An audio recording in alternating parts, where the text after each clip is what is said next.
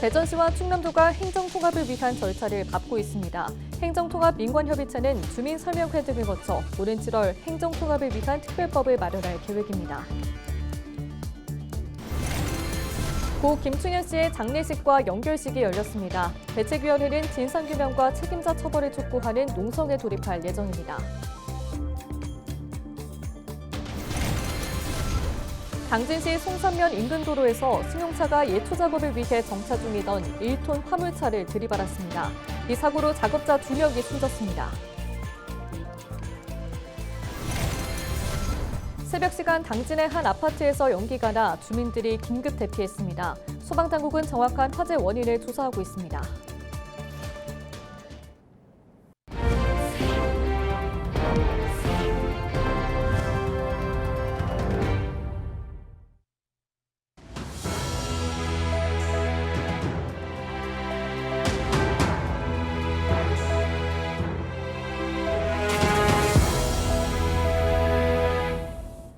시청자 여러분 안녕하십니까? 헬로티비 뉴스입니다. 대전시와 충남도가 본격적으로 행정통합을 추진하고 있습니다. 두 지역을 하나의 광역단체로 묶어 경쟁력을 확보하겠다는 건데요. 자세한 내용 취재기자 연결해 알아보겠습니다. 임희정 기자, 대전 충남 행정통합의 추진 배경과 기대 효과부터 짚어주시죠.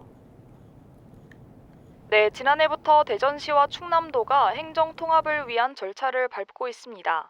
1989년 대전시가 충남에서 분리된 지 35년 만에 다시 통합 논의가 진행되고 있는 건데요.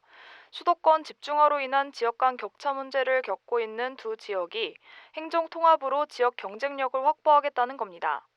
지난해 12월 대전시와 충남도는 대학 교수 등으로 이뤄진 행정통합 민간협의체를 구성했습니다.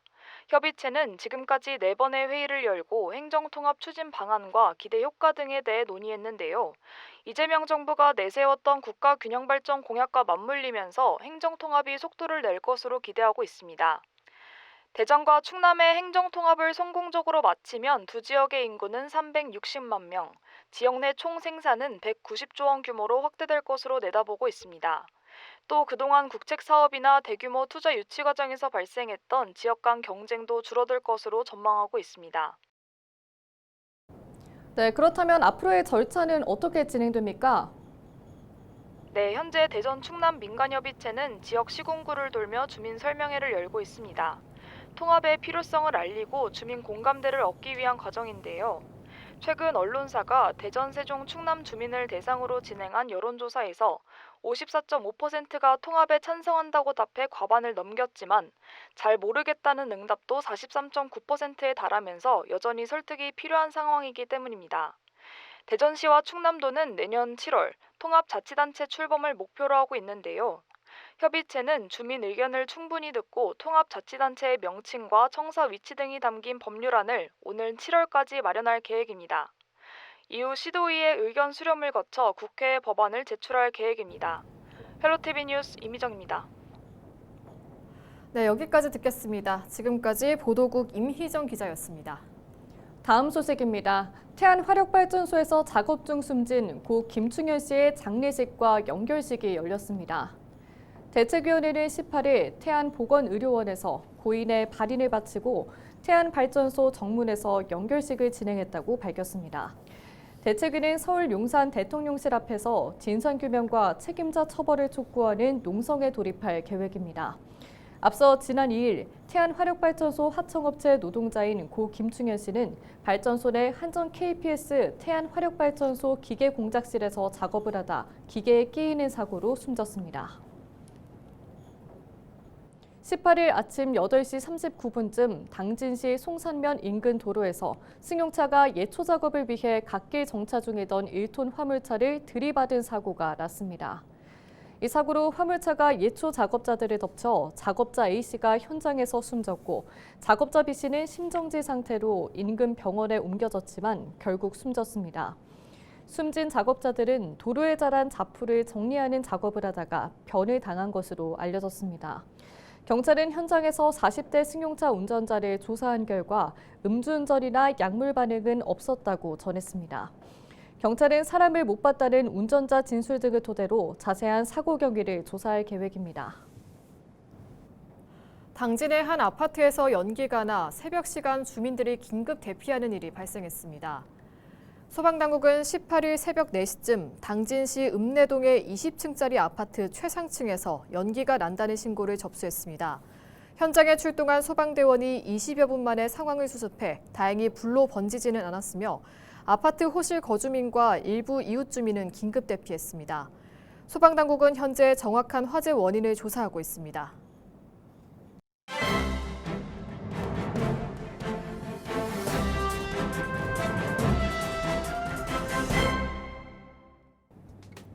굿모닝 충청 기사입니다. 예산군이 내포 신도시 내 지역사랑 상품권 통합을 골자로 한 조례 개정안을 예산군 의회에 보고했지만 일부 의원들은 우려를 표한 것으로 확인됐습니다. 내포 신도시는 예산군과 홍성군을 생활권으로 하고 있지만 행정구역이 달라 상품권을 발행지자체에서만 사용할 수 있는 상황입니다. 개정안의 핵심은 상품권 가맹점 등록 요건을 확대한 겁니다. 기존에는 관내 소재한 업소만 대상으로 했는데 여기에 군과 협의된 지자체의 유통지역 내 소재한 업소를 추가한 게 골자입니다. 예산사랑 상품권을 내포 신도시 홍성군 권역 가맹점에서도 사용할 수 있도록 하겠다는 겁니다. 군 입장에서는 손해가 불가피할 전망입니다. 실제 내포 신도시 내 군의 인구는 홍성군보다 약 3배, 가맹점 수는 4배가량 적습니다. A 의원은 상품권 통합 문제는 양날의 검이지만 행정이나 정치인 입장에선 주민 불편 해소에 중점을 둬야 한다고 찬성 입장을 밝혔습니다.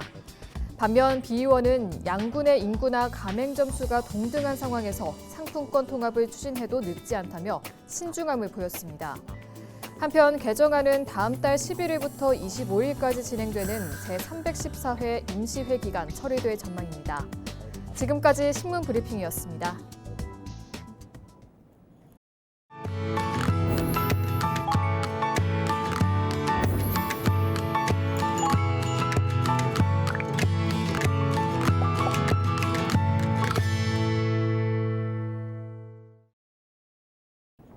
케이블 TV 공동기획 우리 동네 영웅 시간입니다. 여러분은 4분의 기적이라는 말 들어보셨나요? 바로 CPR로 불리는 심폐소생술을 말하는데요. 전 국민을 대상으로 심폐소생술 등 구조 구급 교육을 수십 년간 해오고 있는 사람이 있습니다. 대한손상예방협회의 배석주 사무총장을 SK브로드밴드 김석진 기자가 만나고 왔습니다. 부산 남구 문현동의 한 3층 건물. 이곳은 4분의 기적을 만드는 사람들을 배출하는 곳입니다. 부산을 국제안전도시로 만들기 위해 뜻을 모은 사람들이 만든 대한손상예방협회입니다. 15년째 협회를 이끌고 있는 배석주 사무총장은 전 1339 부산 응급의료정보센터를 운영한 30여 년 경력의 응급처치교육 전문가입니다. 응급처치를 알고 있으면 누군가가 갑자기 사고랑 응급치료로 쓰러졌다. 이때도 당황하지 않고 침착할 수가 있다 그런 거죠. 그런데 모르면 우왕좌왕 막 119 불러라 당황하고 해야 될 일을 하지 않고 하지 말아야 될 일을 해서 오히려 상태를 악화시키는 경우가 많죠. 그것 때문에 첫 번째가 국민들 교육이다. 1339에서 20여 년간 받은 응급전화만 34만여 건. 이후 협회에서 배출한 교육생은 약 100만 명에 달합니다. 부산 시민 3명 중 1명이 교육을 받은 셈입니다. 교육 효과는 현장에서 바로 나타나기도 합니다. 서구의 모 중학교 제가 선생님들 교육을 나갔는데 교육을 마치고 나서 이제 나오는데 그때 체육 선생님이 좀 일찍 나왔어요. 운동장에서 2학년들이 야구 게임을 하다가 포수를 맡은 애가 자기 보호장구 마스크를 착용을 안 하고 포수를 했는데 힘차게 들어오는 야구공에 탁 치는데 이게 빗 맞아 버렸어요. 그래가지고 가슴을 정통으로 때려버렸죠. 윽 하면서 벤치로 올라가가지고 이 의식을 잃었는데, 그때 마침 교육을 마치고 나오시던 체육 선생님이 그걸 맞는 것도 봤고 쓰러지는 것도 봤어요. 바로 달려가 갖고 방금 배웠죠. 싱싱한 상태죠. 바로 가 갖고 의식호흡 없으니까 119 불러라 해놓고 가슴 눌리다가 심폐소생술을 하다가 제가 학교 건물 뒤편에 주차장에 있었는데 저한테 연락을 하라고 해가지고 그래갖고 달려가 보니까 호흡이 돌아와 있습니다. 협회 강사는 10여 명. 이들은 상설 무료 교육은 물론 학교나 직장 등 찾아가는 교육을 하고 있습니다. 또 마라톤 대회 등 각종 행사에도 응급의료 서비스 지원에 나서고 있습니다. 지자체에서 연간 지원되는 교육 예산은 9천여만 원. 나머지 운영비는 강사들이 받은 교육 수당 일부와 기부나 후원금에 의존할 만큼 힘든 형편이지만 보람은 큽니다. 지금 법제화가 되어 있는데 선생님들이나 학생들 교육은 법제화가 되어 있는데 선생님들 교육은 매년 한 번씩 교육이 되거든요. 그런데 학생들 교육은 하는 학교가 있고 하지 않는 학교가 있거든요. 반드시 학생들 교육이 의무적으로 되어서 점진적으로는 전 국민들이 이 교육을 받고 심장마비 환자 소생률을 높이고 그 다음에 2차 손상을 예방하는 거, 그걸 제가 바라고 있습니다. 30여 년간 오직 흥기를 걸어온 배석주 사무총장. 그와 함께 협회를 이끄는 강사와 후원자들의 바람대로 전 국민이 소중한 생명을 지킬 수 있는 그날이 오길 기대해봅니다. BTV 뉴스 김석진입니다.